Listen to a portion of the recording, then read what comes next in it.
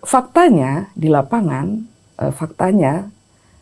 ayo siapa dari teman-teman yang memang benar-benar, saya tantang benar, dari gereja mana yang benar-benar tahu tentang sejarah bagaimana sejarah Bible-mu itu ditulis, bagaimana, apakah ada gereja yang memang benar-benar mengajarkan hal itu gitu.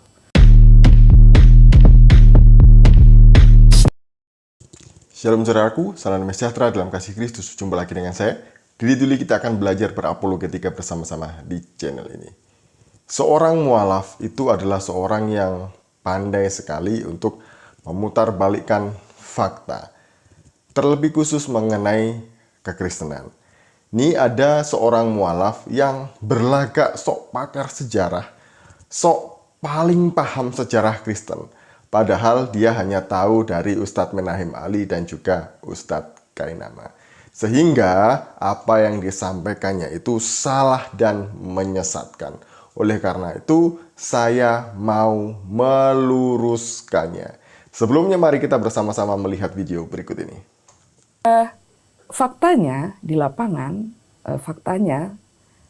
ayo siapa dari teman-teman yang memang benar-benar, saya tantang benar, dari gereja mana yang benar-benar tahu tentang sejarah bagaimana sejarah Bible-mu itu ditulis, bagaimana, apakah ada gereja yang memang benar-benar mengajarkan hal itu gitu. Ya, setiap minggu atau benar-benar. Karena sebetulnya sih kalau belajar dengan sungguh-sungguh, kalau memang belajar sejarah itu pasti akan tahu apa yang sebenarnya tertulis di Bible itu, bagaimana dia tertulis. Orang Kristen sendiri mengakui kalau itu memang ada terjemahan, sehingga terjadi banyak bias gitu loh, bias ya. Pergeseran makna itu udah banyak sekali gitu. Ada peristiwa menarik yang saya dapatkan dari sekilas saya mencari tahu tentang Bu Siska.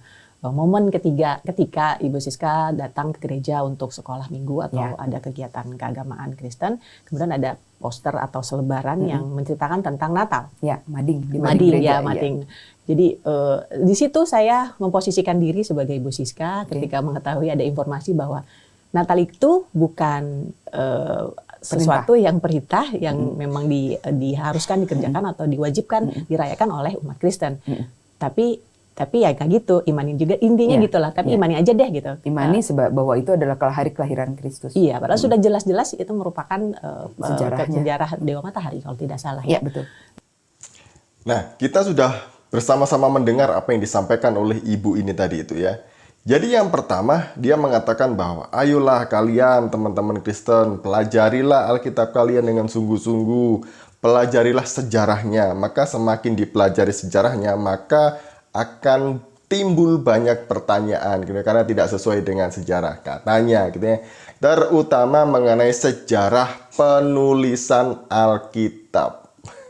Jadi tahu apa ibu ini mengenai sejarah penulisan Alkitab? Jangankan sejarah penulisan Alkitab, jangan-jangan ibu ini juga tidak tahu mengenai sejarah penulisan Al-Quran gitu ya. Sehingga ibu ini menghakimi bahwa Alkitab itu ditulis, kemudian disalin oleh orang-orang yang punya kepentingan sendiri, kemudian diubah-ubah, kemudian banyak versi dan lain sebagainya. Nah, di dalam penulisan Alkitab, kalau di dalam sekolah teologi ya, itu biasanya mata kuliahnya itu bibliologi. Biasanya ditempuh minimal itu 1 semester. Jadi 1 semester ya 6 bulan. Nah disitulah kemudian akan diajarkan semua mengenai bagaimana Alkitab ini ditulis. Saya tidak bisa menceritakan semuanya karena ini terlalu panjang. Jadi Alkitab ini diwahyukan kepada kurang lebih 40 orang pilihan. Jadi orang-orang inilah yang dipilih oleh Tuhan untuk menerima wahyunya, kemudian menyalinnya menjadi sebuah kitab. Dan ditulis dalam rentang waktu sekitar 1500 tahun. Bayangin ya, Alkitab itu ditulis rentang waktunya sekitar 1500 tahun. Dalam bahasa yang berbeda, dalam budaya yang berbeda, orang-orang yang berbeda, dan zaman yang berbeda. Kemudian dalam proses kanonisasi itu juga bukan hal yang mudah ya. Itu memerlukan waktu yang sangat lama.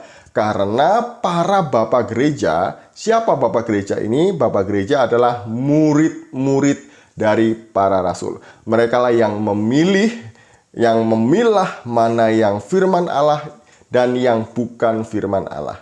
Tentunya mereka semuanya dipimpin oleh Roh Kudus. Jadi mereka ini mencocokkan satu dengan yang lain. Surat ini adakah di dalam jemaat yang ini? Pernahkah ini ditulis oleh rasul ini? Kalau enggak ya mereka akan bilang tidak. Maka ini dinyatakan ini dari kitabnya para bidat. Dan ini prosesnya sangat lama. Jadi ini bukan berdasarkan suka atau tidak. Berdasarkan kesenangan atau tidak, saya senang dengan ayat ini, saya tidak senang dengan ayat. Tidak.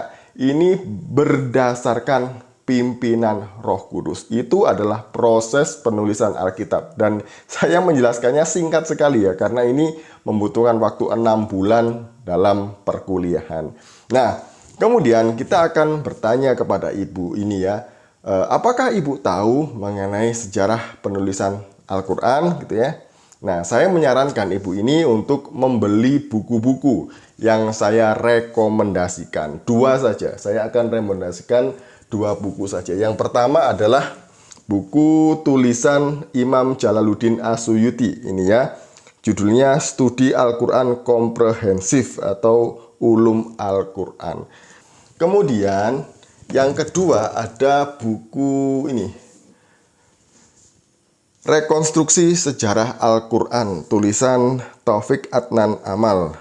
Kata pengantarnya Profesor Dr. Muhammad Quraish Shihab. Jadi ini juga bukan kaleng-kaleng ya. Nah, dalam sejarah kekristenan meskipun dituduh bahwa Alkitab itu dipalsukan, direvisi berkali-kali, tidak pernah ada sejarah di dalam kekristenan itu membakar Alkitab. Itu tidak pernah terjadi di dalam kekristenan. Nah, yang kedua, saya mau menanggapi mengenai kisah Natal. Bahwa Natal adalah hari kelahiran Dewa Matahari yang dirayakan oleh orang Romawi. Ini namanya pemalsuan sejarah. Ini akibat dari belajar berguru kepada Ustadz Menahem Ali dan juga Ustadz Kainama. Nah, begini nih jadinya ngawur. Apakah benar Natal itu mengadopsi dari budaya kafir Romawi mengenai penyembahan terhadap Dewa Matahari atau peringatan kepada Sol Invicti atau Solus Invictus atau Dewa Matahari yang tidak terkalahkan? Salah besar. Karena hari kelahiran Dewa Matahari ini baru dirayakan abad ketiga, tepatnya tahun 274 Masehi. Sedangkan orang Kristen sudah merayakan Natal jauh dari itu semuanya. Sebelum itu, orang-orang Kristen sudah merayakan Natal. Hanya ada perbedaan tanggal di dalam perayaan tersebut. Nih, saya punya bukunya ya. Ini buku ini tulisan dari bapak-bapak gereja. Di buku Antenicene Father ini, di dalamnya ada Didaskalia Apostolorum. Mungkin teman-teman yang suka membaca mengenai buku ini atau belajar sejarah gereja pasti tahu buku ini. Buku ini mencatat mengenai peringatan Natal. Jadi Natal itu sudah ditetapkan sejak tahun 189 Masehi di masa pemerintahan Patriark Demetrius. Sebelumnya, apakah sudah ada Natal? Sudah. Hanya pada waktu itu terjadi perbedaan hari atau tanggal perayaan Natal. Kenapa? Karena perbedaan penggunaan kalender ya. Jadi orang-orang Kristen itu kan tersebar ya, berdiaspora karena penganiayaan. Ya wajar, lain tempat, lain penggunaan kalender, itu biasa saja gitu ya. Nah, di dalam halaman 443 di sini dituliskan demikian. Wahai saudara-saudara, tetapkanlah dalam hari-hari perayaan yaitu Natal Tuhan kita, tepatnya pada tanggal 25 bulan ke-9. Bulan ke-9 orang Yahudi itu namanya bulan Kislev atau tanggal 25 bulan keempat Mesir atau kalender Kyak gitu ya. Nah, kalau dikonversikan dalam kalender Julian, maka jatuhnya adalah tanggal 25 Desember. Tapi kaum Ortodoks Armenian dan juga Ortodoks Lebanon itu merayakan Natal biasanya tanggal 6 atau 7 Januari. Kenapa? Karena mereka menggunakan kalender Gregorian. Itu tidak masalah, itu sah-sah saja. Karena hanya perbedaan penggunaan kalender, penghitungan hari dan bulan dan tahun. Jadi begitu ya.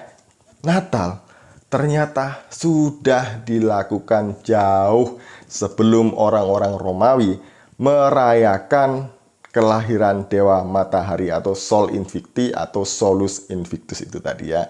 Makanya Bu, belajar sejarah yang benar. Jangan belajar sejarah dari orang yang tidak tahu sejarah. Seperti orang buta menuntun orang buta, sama-sama masuk jurang. Demikian dari saya, semoga ini memberkati kita semua dan mencerdaskan kita. Shalom, salam waras, Tuhan Yesus memberkati.